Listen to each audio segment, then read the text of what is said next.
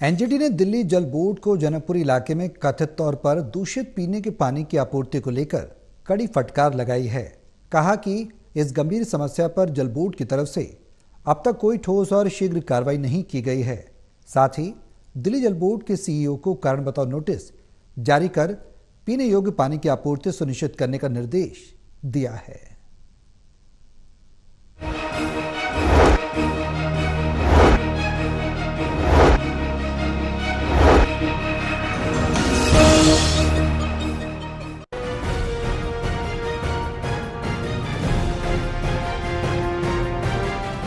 NGT ने दिल्ली जल board को जनकपुरी इलाके में कथित तौर पर सीवर मिश्रित पीने के पानी की आपूर्ति को लेकर कड़ी फटकार लगाई। कहा है कि इस गंभीर समस्या पर जल बोर्ड की तरफ से अब तक कोई ठोस और शीघ्र कार्रवाई नहीं की गई है।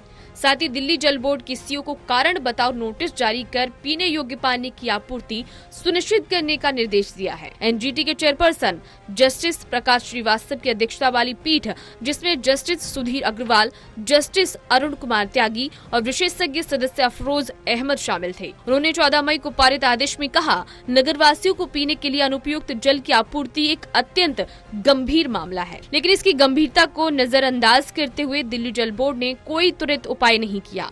पीठ ने केंद्रीय प्रदूषण नियंत्रण बोर्ड यानी सीपीसीबी को भी फटकार लगाई है कि उसने पिछले आदेश के अनुसार समय पर जल नमूनों की रिपोर्ट दाखिल नहीं की। बता दें कि यह मामला जनकपुरी की एक रेजिडेंट वेलफेयर एसोसिएशन की याचिका पर शुरू हुआ, जिसमें दावा किया गया कि जर्जर जल पाइप लाइनों के कारण सीवर का गंदा पानी पीने के पानी में मिल गया है। याचिकाकर्ता के वकील ने बताया कि दूषित पानी पीने से क्षेत्र के कई लोग बीमार पड़ गए हैं और एक निवासी को हेपेटाइटिस ए और ई कोलाई होने के बाद अस्पताल में भर्ती कराना पड़ा।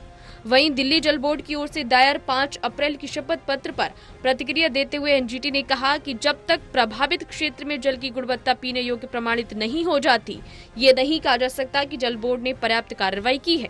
अधिकरण ने सीपीसीबी को निर्देश दिया है कि वह जनकपुरी क्षेत्र के 10 पुराने और 10 नए स्थानों से बिना किसी सरकारी एजेंसी को सूचना दिए जल नमूने एकत्र करें। इन नमूनों की विशेष रूप से फीकल कॉलीफॉर्म और ई कोलाई जीवाणुओं के लिए शीघ्र जांच कर रिपोर्ट दाखिल करने के निर्देश भी दिए गए हैं। इस बीच एनजीटी ने मामले की गंभीरता को देखते हुए दिल्ली जल बोर्ड के मुख्य अभियंता को अगली सुनवाई यानी 30 मई में व्यक्तिगत रूप से उपस्थित होकर समस्या के स्थायी समाधान का खाका पेश करने को कहा है। बहरहाल ये मामला राष्ट्रीय राजधानी में जल आपूर्ति और आधारभूत संरचना की खस्ताहाली को उजागर करता है और एनजीटी ने दोहराया है कि सुरक्षित पेयजल की गारंटी सुनिश्चित करने के लिए प्रशासनिक और तकनीकी स्तर पर शीघ्र सुधार की आवश्यकता है।